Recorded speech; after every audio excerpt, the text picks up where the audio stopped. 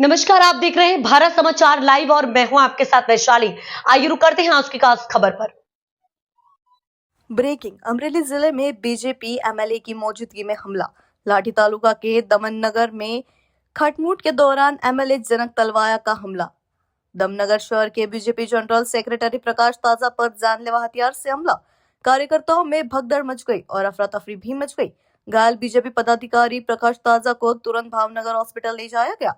हमलावर Hirabhai Navapara district central cooperative bank का director और बीजेपी का कार्यकर्ता है। दमनगर पुलिस ने कड़ी जांच शुरू कर दी है। एसपी संजय खरात इस घटना पर लगातार नजर रख रहे हैं। મારા મિત્રો છે અને હા ઘટનામાં એવું હતું કે એક પુલ બનાવવાનું છે એનું ખાતમુહૂર્ત હતું અને પૂજન વિધિ હાલતી હતી અને અચાનક એમના ઉપર હુમલો થયો. હુમલો થવાના કારણો તો અકબંધ છે, એ તપાસનો વિષય છે. જ્યારે હુમલાની ઘટના બની હતી ત્યારે ત્યાં કોણ હાજર? ત્યાં ધારાસભ્યની હાજરીમાં જ બધી વિધિ હાલતી હતી, પણ હવે એ તો બધા ભાજપના કાર્યકરો જ હતા. હુમલો કરનાર વ્યક્તિ કોણ છે જેનું પણ ડેઝિગ્નેશન ભાજપમાં છે? એ જાણવા મળ્યું છે કે ઠાસા ગામના હીરાભાઈ નવાપરા. અચ્છા, અને આ જે ઈજાગ્રસ્ત છે એમનો હોદ્દો શું છે? એ છે દામનગર શહેર ભાજપ મહામંત્રી. જ્યારે હુમલાની ઘટના બની ત્યારે કેટલા કાર્યકરો હાજર હતા? ત્યાં બધાય થઈને 40-50 માણસોની હાજરી હતી.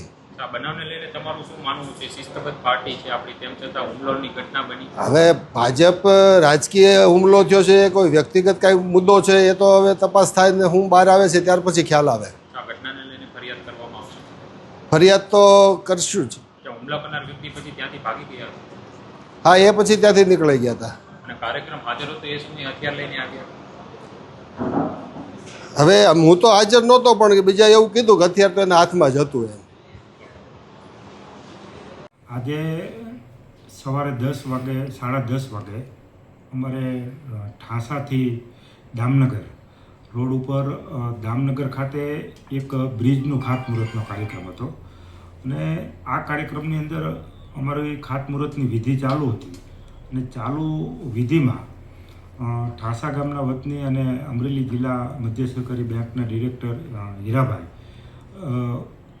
અચાનક પાછળથી કોઈને જાણ કર્યા વગર અથવા તો કોઈને ખબર પણ નહોતી અને એ રીતે પાછળથી આ પ્રકાશભાઈ ઉપર હુમલો કર્યો છે.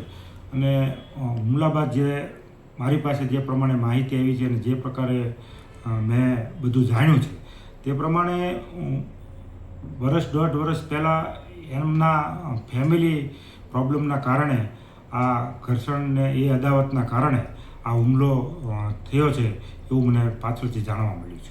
કેવી તબિયત અત્યારે, ક્યાં દાખલ કરવામાં? અત્યારે ભાવનગર ખાતે હોસ્પિટલના ટીમ્સ હોસ્પિટલની અંદર દાખલ કરવામાં આવ્યા છે અને એમની તબિયત પણ અત્યારે સારી છે અને હમણાં જ ટેલિફોનિક વાતમાં પણ મેં એમના સમાચાર પૂછ્યા ત્યારે અત્યારે તબિયત ઘણી સારી છે અને પોલીસ પણ એ દિશામાં પોતાની આગળની કાર્યવાહી કરી રહી છે.